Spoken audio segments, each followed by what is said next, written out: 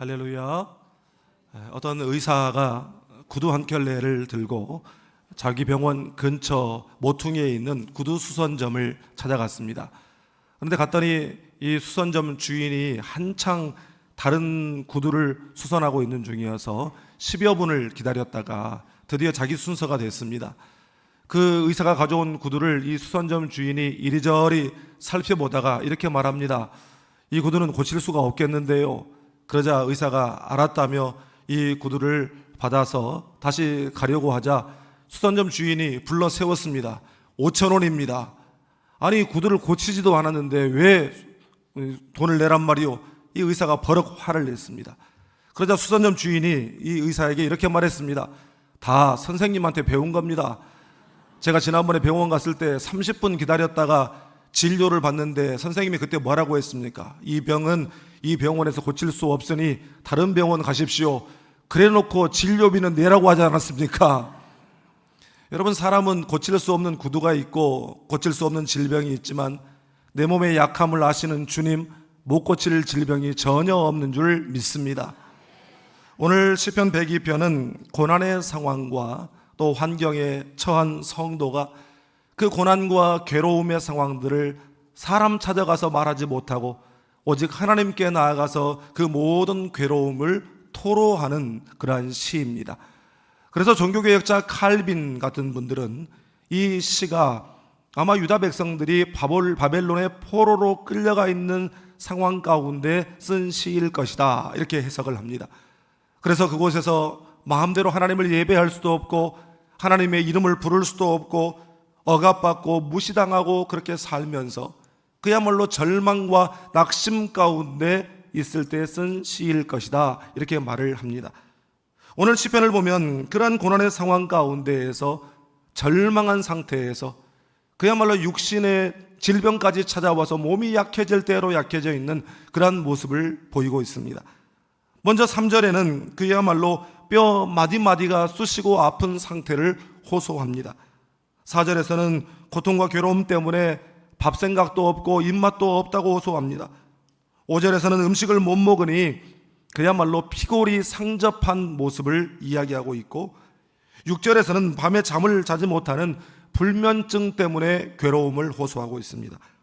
7절에서는 극심한 고독감과 우울증을 겪고 있고 8절에 보면 이 육신의 질병뿐만 아니라 정신적인 고통까지 겹쳐서 당하고 있음을 호소하고 있습니다. 이 고난당하는 것이 육신에 병든 것이 죗값을 치르고 있는 것이라고 뒤에서 뒷담화하고 손가락질하고 정죄하는 사람들. 그래서 9절에는 자신의 그런 고난의 상황과 육신의 질병과 사람들의 평가, 이런 것들로 인해서 날마다 눈물이 자신의 양식이 되고 있다고 그렇게 하소연하고 있습니다. 그런데 그렇게 눈물과 낙심과 좌절과 절망으로 끝나지 않고 놀라운 반전이 시작됩니다. 오늘 본문 12절 말씀에 여호와여 주는 영원히 계시고 주에 대한 기억은 대대에 이르리이다, 이렇게 말씀합니다.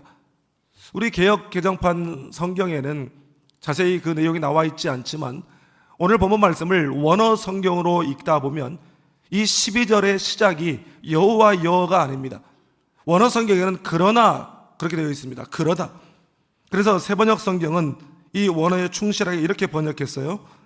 그러나 주님은 영원히 보좌에서 다스리시며 주님의 이름은 대대로 찬송을 받을 것입니다.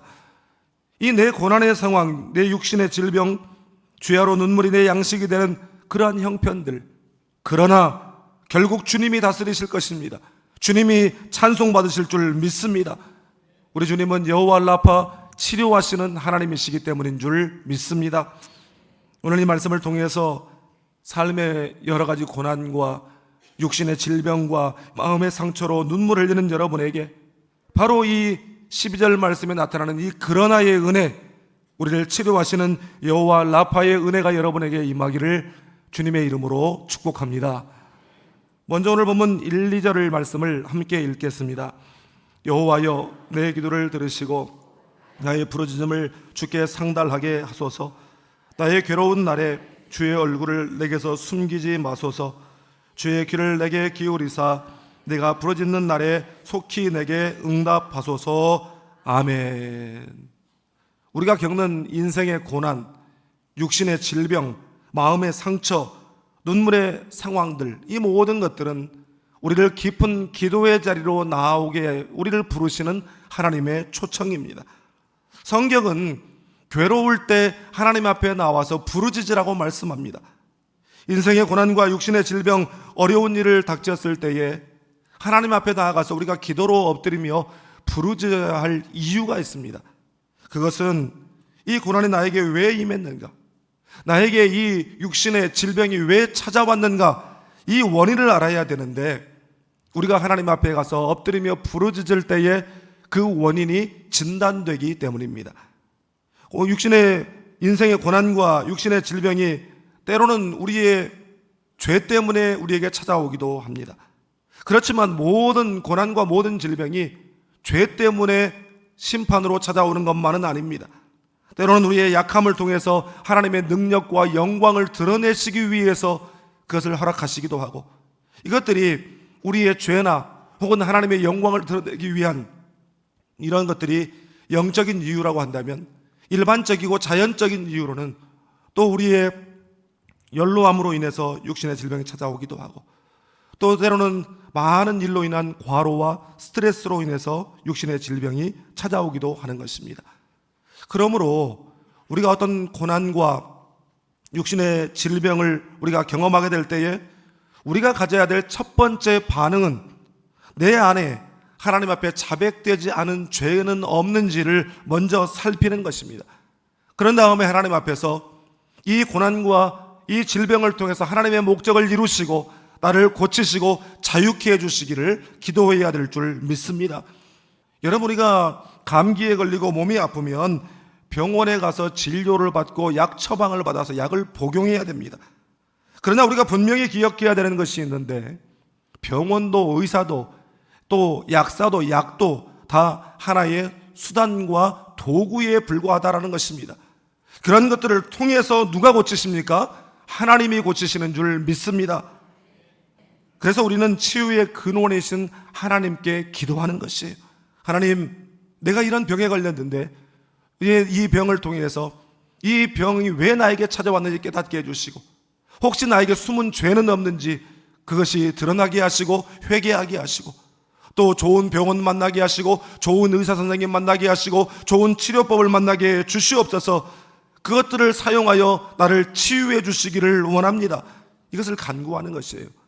여러분, 그래서 성경에 이 기도에 대한 여러 말씀들이 있지만 대표적인 구절 가운데 하나인 예레미야 33장 3절 말씀, 우리 이 말씀 다 같이 한번 암송하도록 하겠습니다. 너는 내게 부르짖으라. 내가 내게 응답하겠고 내가 알지 못하는 크고 은밀한 일을 내게 보이리라. 아멘. 여러분, 우리의 할 일은 하나님께 부르짖는 것이에요. 그러면 들으시고 응답하시고 일을 이루시는 것은 하나님의 일인 줄 믿습니다. 여러분, 누가 우리의 고통이나 우리의 아픔이나 우리의 억울함, 우리의 괴로운 하소연을 다 들어주겠습니까? 가까운 친구, 아니 아무리 가까운 부부라도 이 모든 것들을 언제까지 들어주는 사람은 아무도 없습니다. 여러분, 그러나 오직 하나님만이 나의 아픔과 나의 억울함과 나의 괴로운 사연을 다 아시고, 우리 하나님 아버지만이 우리의 한숨과 눈물 나는 사연을 언제까지나 들어주시는 아버지이신 줄 믿습니다. 7, 8월 우리 교회 이제 다음 세대 부서에서 성경학교와 여름 수련회가 진행됩니다. 아이들이 신나게 놀기도 하지만 노는 게 목적이 아니죠. 그 시간들을 통해서 주님을 인격적으로 만나고 영적 체험을 하기를 기대하는 이 영적 수련회를 갖는 것입니다.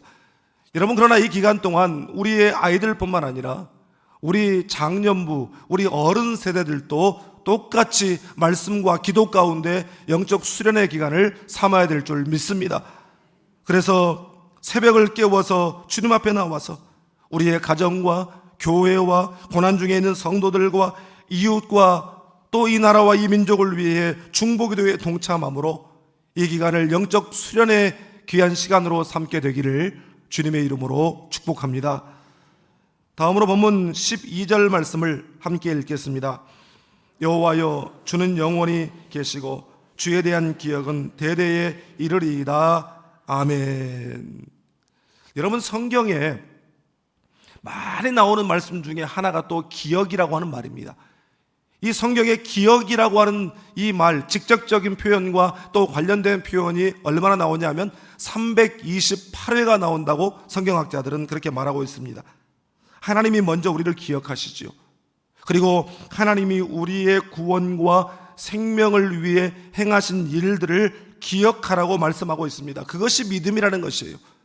그러므로 이 기억은 믿음의 동의어라고 할 수 있는 것입니다. 시인이 인생의 고난과 육신의 질병과 여러 가지 삶의 어려움 가운데에서도 그가 치료와 회복의 길로 나아갈 수 있었던 비결은 무엇이었냐면 바로 기억하는 것이었습니다. 성경이 우리를 향해서 기억하라, 기억하라 명령하시는데 이 기억하라고 하는 명령은 세 가지 차원의 명령입니다. 첫 번째로 하나님이 계심을 기억하라는 것이에요. 우리가 어떤 어려운 문제가 닥칠 때에 그 어려움 때문에 우리가 놀래고 염려하고 근심하고 걱정하고 한숨을 내쉬고 때로는 잠을 이루지 못하는 불면의 밤을 지나게 됩니다.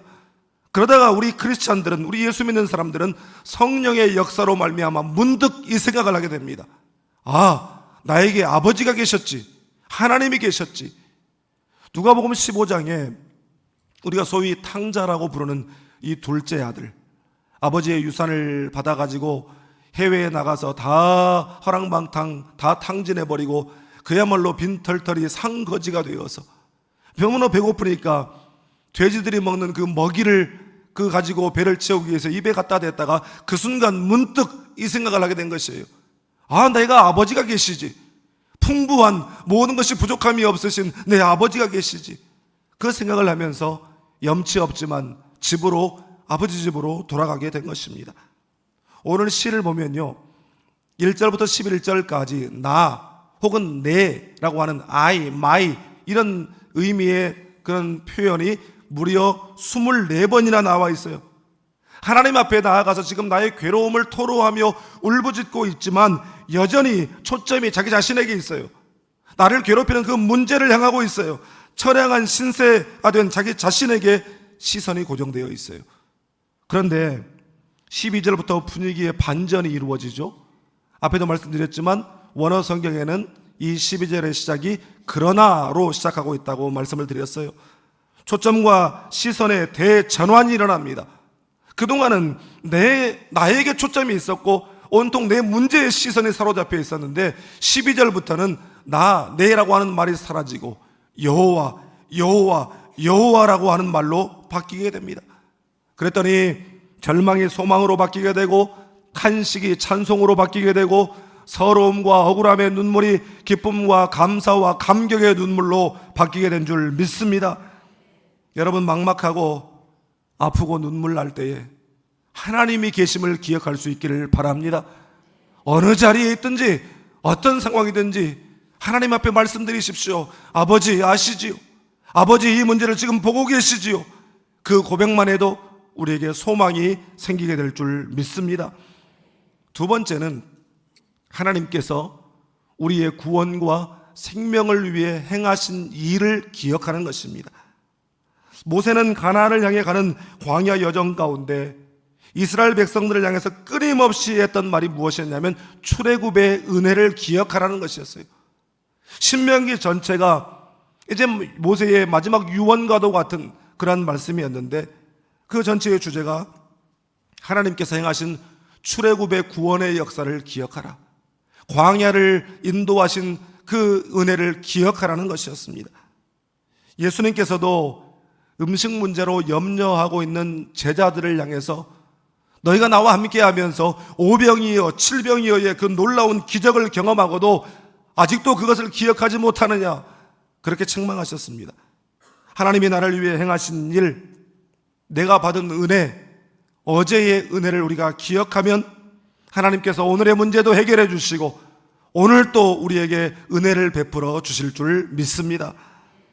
세 번째 기억하라고 하는 것은 하나님의 약속을 기억하라고 말씀합니다. 여러분, 우리의 삶의 환경이 어떠하든지, 내가 건강을 잃어버리고 육신의 질병 가운데 고통을 당하고 있고 이 세상의 물질들을 다 잃어버리고 가진 것이 아무것도 없다고 할지라도, 그럼에도 불구하고 우리에게 여전히 소망이 있음은 우리에게 주신 신실하신 하나님의 약속 때문인 줄 믿습니다. 여러분, 우리 이 성경은 약속의 책입니다. 구약은 옛 약속이고 신약은 새 약속이에요. 하나님은 인간이 범죄하여 에덴 동산에서 쫓겨날 때부터 구원의 약속의 말씀을 주셨습니다. 그 후로도 하나님은 계속해서 우리에게 약속의 말씀을 주시고 그 약속을 이행하시겠다고 다짐하시고, 인생의 문제로 두려워하고 있을 때에도 수도 없이 성경에 두려워 말라, 두려워 말라, 무려 365회나 그 말씀을 반복하여 기록하고 있습니다. 그리고 내가 너와 함께 하겠다고 약속해 주시는 줄 믿습니다. 여러분, 그러므로 고난에 닥칠 때, 육신의 질병으로 눈물 나고 괴로울 때, 낙심되고 절망될 때에 하나님의 약속의 말씀을 선포하며 그 약속을 청구할 수 있기를 바랍니다. 이번에 50일 동안 우리가 이열치열 신약성경 통독을 이제 듣고 읽고 함께 나갑니다. 그러면 그냥 멍하니 이렇게 앉아 계시지 말고 펜을 꼭 들으십시오. 그리고 하나님의 말씀 가운데 나에게 주시는 약속의 말씀이다 라고 생각되는 부분에 밑줄을 그으십시오. 그리고 그 말씀은 함께 선포하며 그 말씀을 외칠 수 있기를 바랍니다. 하나님이 여러분들에게 그 약속을 이행해 주실 줄 믿습니다. 마지막으로 본문 13절 14절 말씀을 함께 읽겠습니다. 주께서 일어나사 시온을 긍휼히 여기시리니 지금은 그에게 은혜를 베푸실 때라. 정한 기한이 다가오미니이다. 주의 종들이 시온의 돌들을 즐거워하며 그의 티끌도 은혜를 받나이다. 아멘. 지금 이 시인이 인생의 고난과 육신의 질병과 마음의 괴로운 문제를 안고 하나님 앞에 나아가서 울부짖으며 씨름하는 가운데 그가 깨달은 진리가 바로 이것입니다. 하나님의 정한 기한이 다가오고 있다. 하나님께서 정하신 하나님의 때, 하나님의 계획, 하나님의 섭리가 있다는 사실을 그가 깨달은 것입니다. 여러분, 우리 크리스천들에게 있어서, 아니 이 땅에 있는 모든 사람들에게 있어서 우연이라고 하는 것은 없는 것입니다. 뭐 운이 좋아서, 재수가 나빠서 우연히, 우리 크리스천들은 이런 말들을 쓰면 안 되는 것이에요. 여러분, 이 땅에서 이루어지는 모든 것, 심지어 새 한 마리가 땅에 떨어지는 것도 하나님의 허락 없이는 안 되는 것입니다. 하물며 예수 그리스도의 그 귀한 보혈로 핏값을 치르고 산 저와 여러분이 겪고 있는 이 고난과 아픔, 고통, 특히 생사를 가르는 이 육신의 질병으로 눈물을 흘리고 있는 하나님의 자녀들이, 그것이 그저 운 나쁘고 재수가 나빠서, 아니면 하나님이 모르고 계시는 사이에 우연히 일어난 일이겠습니까? 모든 것 다 하나님이 주관하고 계시는 일인 줄 믿습니다.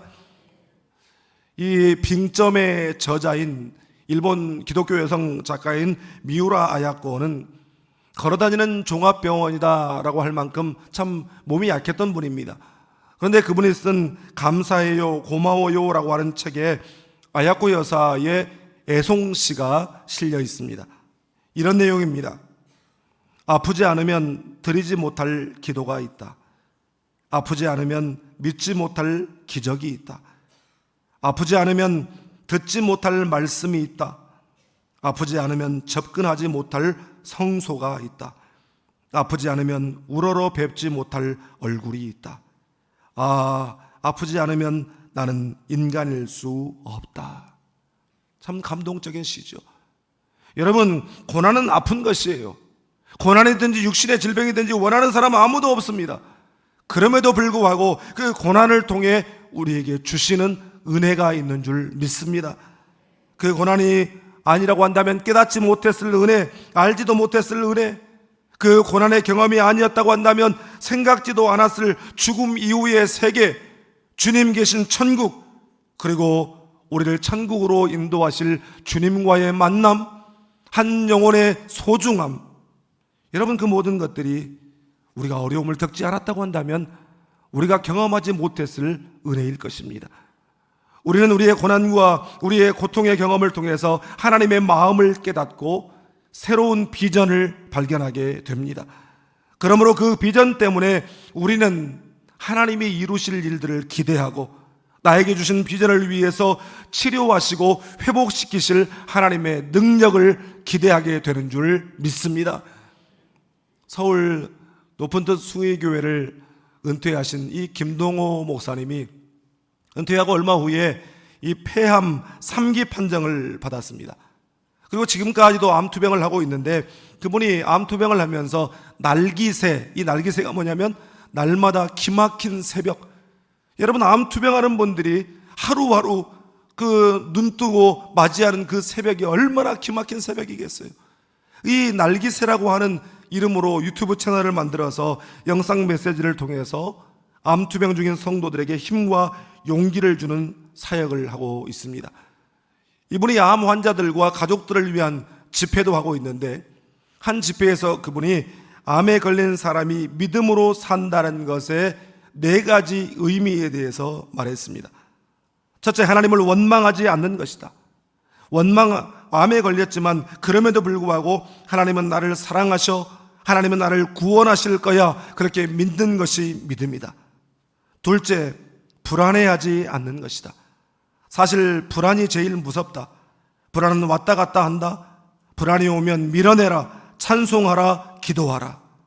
그리고 세 번째, 낙심하거나 포기하지 않는 것이다. 어떠한 상황에서도 하나님 붙잡은 삿발을 놓지 마라. 하나님 앞에 나아가서 살려주세요, 완쾌해 주세요, 간절히 기도하라. 그리고 네 번째, 방심하지 않는 것이다. 몸이 조금 좋아져도 방심하지 말고 늘 무리하지 말고 조심하라, 이렇게 권면합니다. 그러면서 이런 말을 덧붙이고 있습니다.